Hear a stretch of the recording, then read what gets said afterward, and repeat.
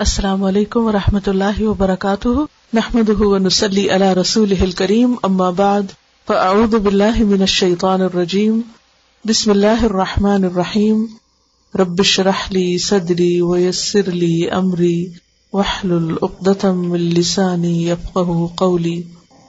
پھر آپ دیکھیں کہ اللہ سبحانہ وتعالیٰ نے بھی کہا کلوا واشربوا، کھاؤ اور پیو من رزق اللہ، اللہ کے رزق میں سے۔ اس سے کیا حکم پتہ چلتا ہے کہ انسان کو اللہ کی نعمتوں کو استعمال کرنا چاہیے۔ نعمتوں کا استعمال شکرانہ ہے۔ کچھ لوگ نیکی اور زہد کس میں سمجھتے ہیں؟ نہ کھانے میں نہ پینے میں۔ قرآن مجید سے ہمیں پتہ چلتا ہے کہ کھاؤ اور پیو، اسراف نہ کرو، حد سے نہ بڑھو۔ حد سے بڑھنا درست نہیں۔ حد کے اندر کھانا پینا عبادت ہے۔ وَلَا تَعْثُوا فِي الْأَرْضِ مُفْسِدِينَ۔ جب اللہ تعالیٰ اتنے بڑے احسانات کرے، اتنی نعمتیں بھیجے، تو انسان کو کیا نہیں کرنا چاہیے؟ فساد نہیں کرنا چاہیے۔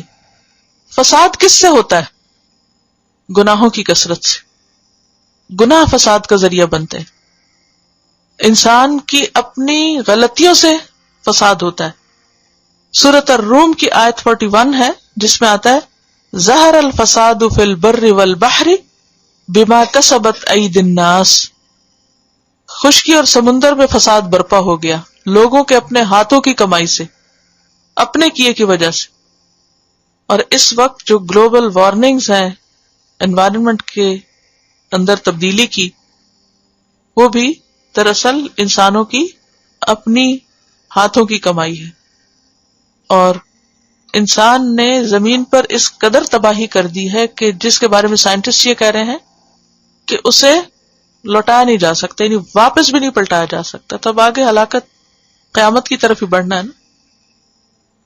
UNO کے تقریباً 2500 سائنٹسٹ نے یہ پروجیکٹ کیا تھا، اور فیبروری 2007 میں اس کی رپورٹ چھپی تھی، جس میں سخت قسم کی وارننگز دی گئی ہیں زمین کے اوپر جو مستقل تبدیلیاں آ رہی ہیں، جس میں ٹیمپریچر کے بڑھ جانے، اور جو نارتھ اور ساؤتھ پول پر اس ٹیمپریچر کے بڑھنے کی وجہ سے برف کے پگھلنے، اور برف پگھلنے سے 1 میٹر تک سمندروں کا پانی اوپر آنے کی باتیں کی جا رہی ہیں، اور اس میں بہت سے ساحلی علاقوں کے ڈوبنے کی باتیں۔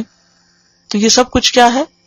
انسانوں کے اپنے ہاتھوں کی کمائی، ریسورسز کا غلط استعمال، اور درختوں کو کاٹنا۔ اور فساد عربی میں کس کو کہتے ہیں؟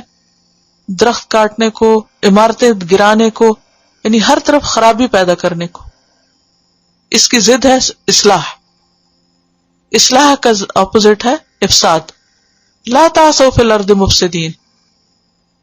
اللہ کی نعمتیں استعمال کرو، کھاؤ پیو، زمین سے خزانے نکالو، لیکن مفسد نہ بنو، بگاڑ نہ کرو، تباہی نہ کرو، آئندہ نسلوں کا خیال رکھو۔